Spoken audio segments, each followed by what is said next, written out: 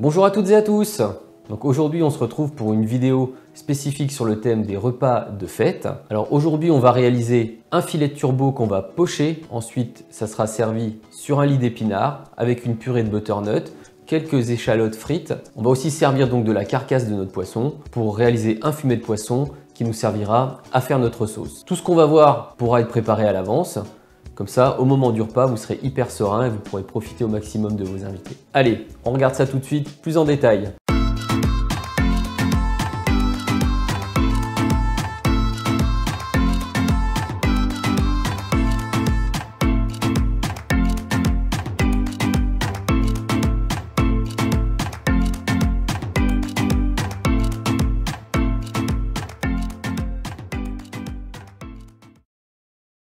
Alors avant de commencer notre recette, juste quelques mots sur le turbo.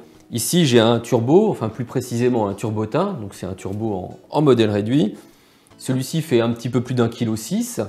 C'est un turbo d'élevage, il est quand même nettement moins cher que du turbo sauvage. C'est quand même beaucoup plus abordable, sachant qu'on est déjà sur des produits qui sont hyper qualitatifs. C'est déjà très premium.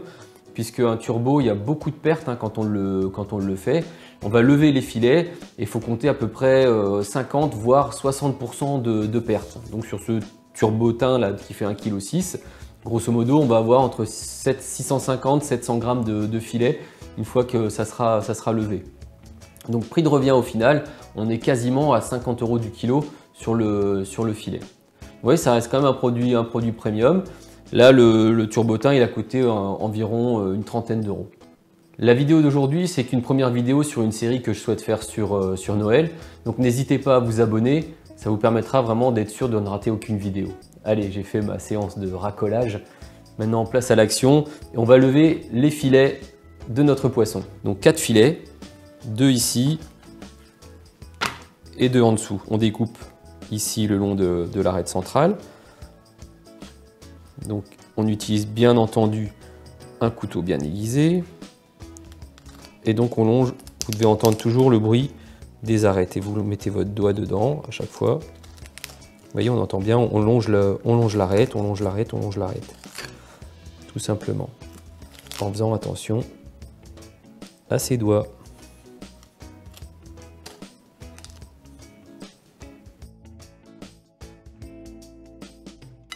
Voilà, donc on a notre premier filet qui est ici et qu'on va gentiment pouvoir détacher. C'est pour ça qu'il y a beaucoup de pertes. Ici, il y a les barbillons, donc on n'utilisera vraiment que la partie principale du filet qui est ici. Mais ça, on le verra tout à l'heure.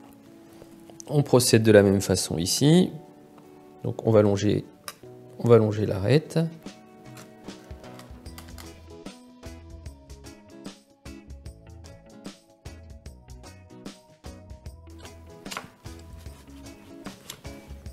Voilà, et de deux. Donc on y va, même principe. Au milieu, voilà. On va se mettre comme ceci.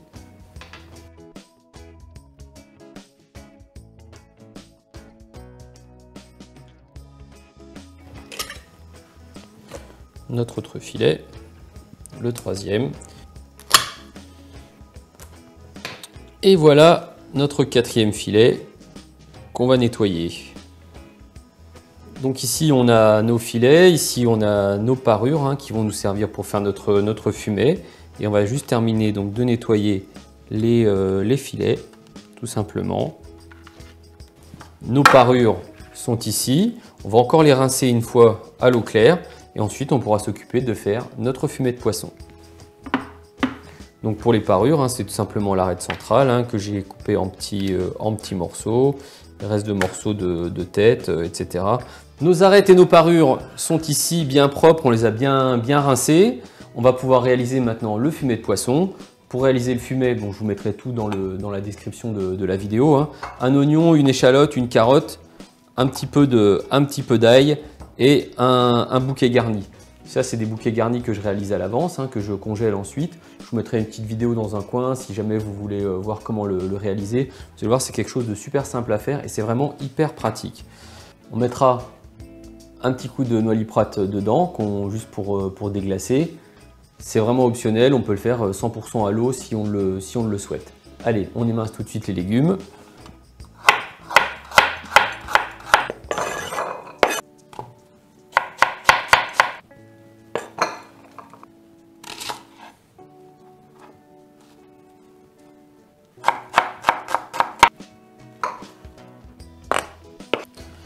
La garniture est prête. Donc on met un peu d'huile d'olive.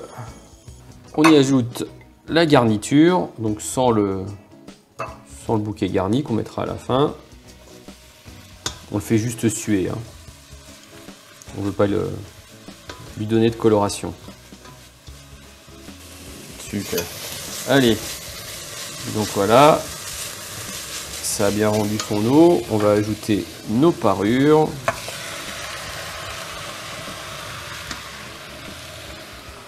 Pouvoir déglacer avec le noix liprate.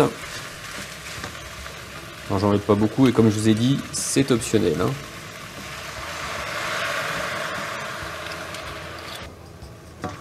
Voilà, on est presque à sec, hein, de toute façon sur le noisy. Et donc on va recouvrir d'eau à hauteur.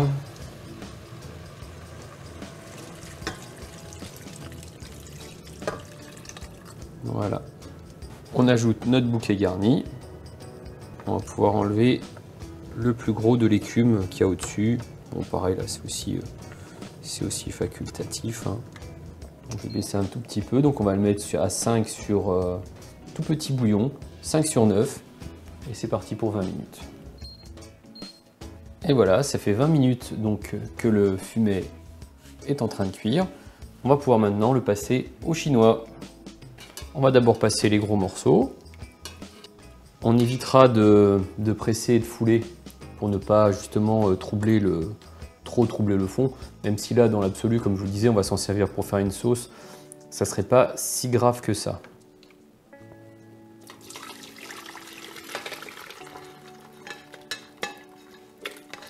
Et voilà, notre fumet est prêt. Voilà à quoi ça ressemble. Il n'y a plus qu'à le laisser refroidir. Comme je ne m'en sers pas tout de suite, bah, ça va être super. Je vais le mettre au frigo. Je vais laisser refroidir. Au-dessus, donc la graisse va remonter. Ça me permettra en plus de le dégraisser et d'avoir un fumet de poisson parfaitement dégraissé.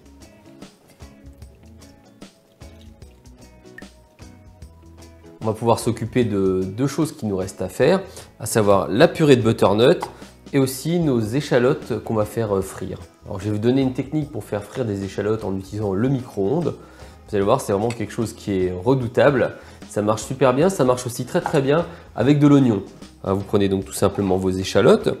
On va les couper là comme ça en petites lamelles, pas trop fines, à peu près l'équivalent d'un bon millimètre, on va dire. Ensuite, on les mettra dans un verre, on recouvrira d'huile, on le mettra au micro-ondes. Vous voyez, je coupe donc mon échalote comme ceci, quand même relativement épaisse, on va dire.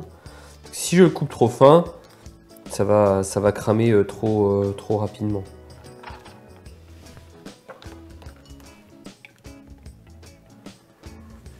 Donc on recouvre d'huile, on met un papier,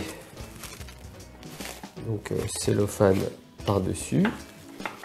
Alors l'huile qui est dedans, on la jettera pas puisque ça nous fera une huile qui est parfumée à l'échalote et c'est plutôt sympathique.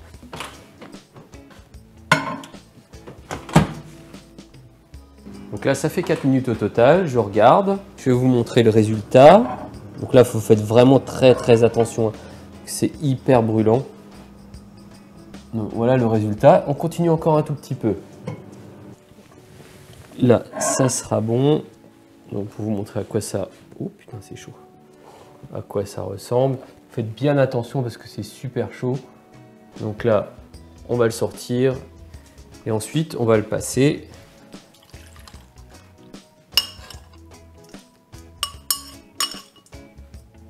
On les met sur du papier absorbant. On n'hésite pas à être bien généreux sur le sel. Et donc on referme le papier absorbant pour absorber un maximum de graisse. Alors on vient de faire frire nos échalotes.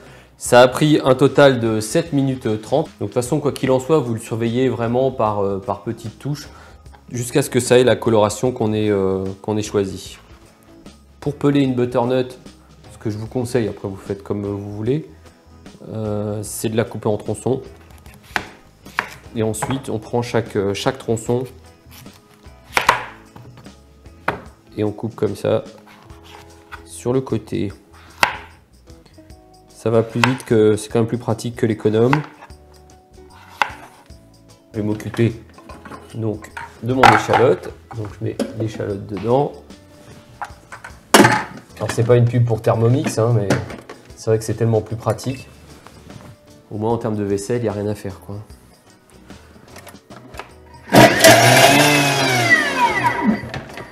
On va y ajouter un morceau de beurre. Donc on fait revenir notre échalote, juste la faire suer légèrement pendant 2 minutes. Et ensuite on ajoutera les cubes de butternut. Allez, c'est parti. Pendant ce temps-là, je termine ma butternut et je la coupe donc en petits dés.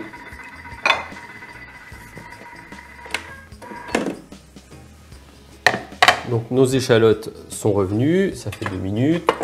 J'ajoute ma butternut. Je vais ajouter un tout petit fond d'eau, l'équivalent de 5 centilitres environ. Et c'est parti pour 20 minutes de cuisson.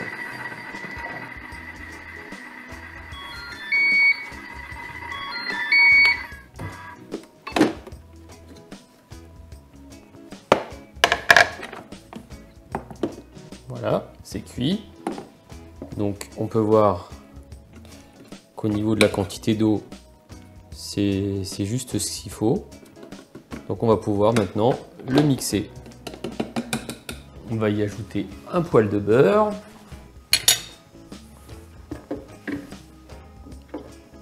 Et on remixe. Et voilà ce qu'on obtient.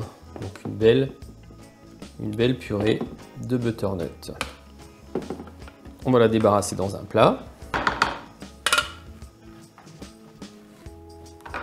On va maintenant s'occuper de nos épinards. Donc on va faire dans un beurre qu'on va monter noisette avec une gousse d'ail à l'intérieur. Donc on aura pris le temps au préalable de bien laver ses épinards, hein, bien entendu. Donc là le beurre, vous voyez comment ça, il a déjà bien coloré, je ne sais pas si on le voit bien sur la vidéo. Donc là il est noisette, hein, on va pouvoir y mettre donc nos épinards.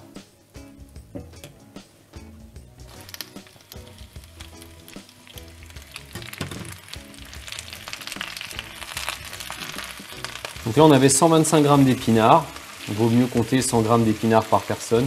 Et voilà, c'est déjà prêt. Donc là on peut couper la cuisson à partir de maintenant. Et on va le réserver. Alors pour notre sauce, on va réaliser une béchamel avec le fumet de poisson. Donc là on a 20 g de beurre, on va y mettre 20 g de farine. On cuit notre farine pendant environ 2 minutes. Alors on remue, hein, pour pas que ça brûle. Donc là ça fait 2 minutes, la farine est maintenant cuite. Et on va y ajouter donc notre fumet de poisson. Donc vous avez vu, c'est assez gélatineux. Et c'est hyper normal. Puisque c'est dans les autres poissons, on fait de la gélatine, hein, en fait, avec le poisson. J'en mets pas mal, hein, je mets à peu près l'équivalent d'une vingtaine de centilitres. Et donc je vais remuer tout ça jusqu'à ce que ça épaississe. Et ben voilà. Et donc la base de notre sauce est prête. Bon là par contre il faut le saler, hein. On va mettre un peu de poivre.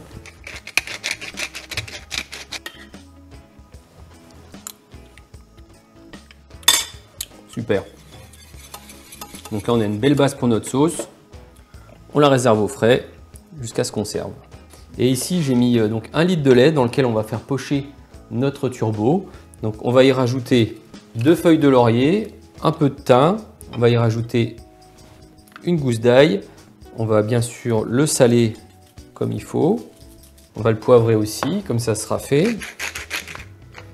Et donc on va porter tout ça à ébullition. Et on va laisser redescendre à 80 degrés. Et on pochera donc notre turbo à l'intérieur pendant une dizaine de minutes. Donc l'idéal c'est de ne pas dépasser 80 degrés. Si vous n'avez pas de thermomètre, c'est pas bien grave, hein. Vous faites bouillir entre guillemets votre lait, votre infusion de lait là, avec le laurier, le thym et l'ail. Vous le faites bouillir, enfin monter juste avant l'ébullition, quoi, vous le coupez et vous laissez redescendre en température pendant 15-20 minutes. On devrait être pas loin des 80 degrés. Ensuite, vous mettez votre four à 80 degrés justement. Et donc on va mettre ça, on va mettre notre poisson dans le lait et on le mettra au four donc pendant la petite dizaine de minutes qu'il nous faudra, qui sera juste le temps nécessaire justement pour pouvoir réchauffer nos garnitures et procéder au dressage. On en profite en même temps pendant que le poisson est en train de pocher dans le four à 80 degrés pour y mettre nos assiettes, justement pour que nos assiettes soient chaudes au moment du service. Vous voyez, c'est vraiment pas compliqué. Et pendant que tout ça cuit gentiment, on terminera notre sauce et bien entendu, on peut profiter du four pour garder au chaud nos ingrédients. Donc on peut très bien réchauffer au micro-ondes donc nos épinards. Une fois qu'ils sont chauds, on les met dans le four à 80 degrés, ça risquera rien, ça va juste le garder au chaud. Et pareil pour la purée, une fois qu'elle est réchauffée au micro-ondes, et ben pareil, on la met donc en garde au chaud dans le four. Allez, c'est parti, d'ailleurs je vais réchauffer mes garnitures. Et pour que mon dressage soit un petit peu plus joli, je dresserai la purée dans une poche, donc je vais faire réchauffer la purée au micro-ondes. Je la mettrai dans une poche avec une douille cannelée, ça sera un tout petit peu plus sexy. Si vous n'avez pas de poche, pas de douille cannelée, c'est pas grave. Vous faites avec une cuillère et vous faites simplement un trait de purée dans votre assiette. Voilà. Ou sinon, vous pouvez même dresser avec des emporte-pièces. Si vous avez des emporte-pièces, pas trop gros, pensez à rester vraiment petit au niveau des emporte-pièces. C'est pas la peine de se pointer avec des ronds comme ça. Donc faites vraiment des petites quantités. Il vaut mieux se resservir, surtout si on est sur un repas de fête, qu'on aura déjà quand même bien mangé, on aura eu l'apéritif, on aura eu l'entrée. Donc bon, voilà, et après il y aura encore un dessert derrière, peut-être du fromage, allez savoir, c'est dans le désordre. Bref, vous avez compris, allez-y doucement sur les quantités. Ok, donc moi je suis à bonne température, donc je mets le filet de turbo, je remets le couvercle et c'est parti, je mets au four, le four que j'ai mis à 80 degrés. Donc mettez-vous un petit timer, d'ailleurs c'est ce que je vais faire. Comme je vous ai dit tout à l'heure, l'assiette, je la mets aussi dans le four pour qu'elle soit chaude au moment du service. Et pendant ce temps-là, donc tout est en train de réchauffer, et ben je m'occupe de ma sauce. Donc pour ma sauce, j'ai la béchamel que j'avais réalisée. Il me reste du fumet de poisson. Donc je mets tout simplement un peu de fumet. Je mets un petit peu de ma béchamel. On va rajouter un peu de crème. Et puis on va mélanger tout ça. Donc la sauce, vous la faites au feeling en fonction de comme vous la voulez. Si vous la voulez plus ou moins épaisse, vous rajoutez plus ou moins de béchamel à l'intérieur. Et pareil, si vous voulez gagner du temps, votre sauce, vous pouvez même la faire à l'avance aussi. Voilà. Pour moi, la sauce, elle a la consistance que je souhaite. Là, on peut tout couper, on peut commencer à ranger. Donc là, il nous reste 50 secondes avant les 10 minutes. Donc je peux même aller sortir mon poisson tout de suite. Là, on a même le temps de tout ranger et de tout remettre au frais. On sort le poisson. Là, on est bon. Et là, la purée, je vais tout de suite la mettre dans la poche. Bon, là, je dresse qu'une seule assiette, donc j'ai pas besoin d'en mettre de trop. Donc la poche, elle est prête. Ça, j'en ai plus besoin. On va faire un dressage simple et efficace, comme à chaque fois. Donc, on récupère le turbo. Vous voyez ici, là, ce que je vous disais, c'est que tous les barbillons qui sont ici, on va pas s'en servir. Tac, on peut déjà les enlever. Ça fait quand même beaucoup, vous voyez, dont on ne se servira pas. Ensuite, on le retourne. On va enlever la peau. Là, on va y mettre une tombée d'épinards. Un petit d'épinards en dessous. Donc les épinards, on va faire attention parce que je ne les avais pas salés tout à l'heure. Donc on va rajouter un petit peu de sel. On y met notre turbo. On va y mettre une louche de sauce. La sauce est bien chaude, donc ça va bien garder le turbo au chaud. Vous voyez, notre trait de purée.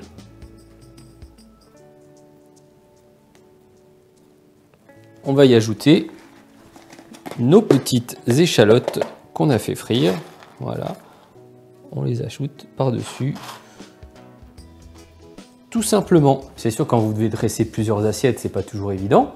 Donc vous dressez la première, vous la prenez, vous la remettez dans le four. Votre four il est à 80 degrés. Ça se garde au chaud tranquillement. Et bien voilà, vous venez de voir comment réaliser donc ce turbo poché sur donc son lit d'épinards avec donc la petite purée de butternut et les échalotes croustillantes. Enfin, la sauce est super, c'est vraiment, ça vous fait c'est une sauce 100% fait maison, qui a du goût, qui a du relief. C'est un plat qui est facilement gérable pour 6 à 8 personnes, hein, sans problème, surtout si vous arrivez bien à jouer avec votre four. Ça se fait vraiment sans souci. Bon, vous avez vu, j'arrête pas de regarder l'assiette, donc je pense que c'est le moment de déguster. Donc vous voyez, enfin non vous voyez pas, mais le poisson il est cuit impeccable. Voilà, c'est bien. S'il est trop cuit, il est vite caoutchouteux. Là il est top quoi. Non, c'est génial. C'est vraiment un super plat. Pour moi je trouve que c'est simple à faire. Juste un peu d'organisation. Avec ça normalement vous allez vous faire vraiment plaisir pour les fêtes de fin d'année. Comme vous faites tout à l'avance, vous mettez tout dans des plats ou en Pyrex ou peu importe, ou des Tupperware. Mais au moins ça vous permet d'avoir une organisation bien carrée, vous n'en avez pas partout dans la cuisine, quoi. Et c'est quand même largement appréciable quand vous recevez du monde. Et comme je vous l'ai dit, le conseil que je peux vous donner pour les fêtes de fin d'année, pour ce genre de plat, préparez à l'avance et servez-vous du four pour garder au chaud. Avec ça, vous allez vraiment faire quelque chose de parfait. Eh bien, merci d'avoir suivi cette vidéo, et puis je vous dis à très bientôt. Au revoir.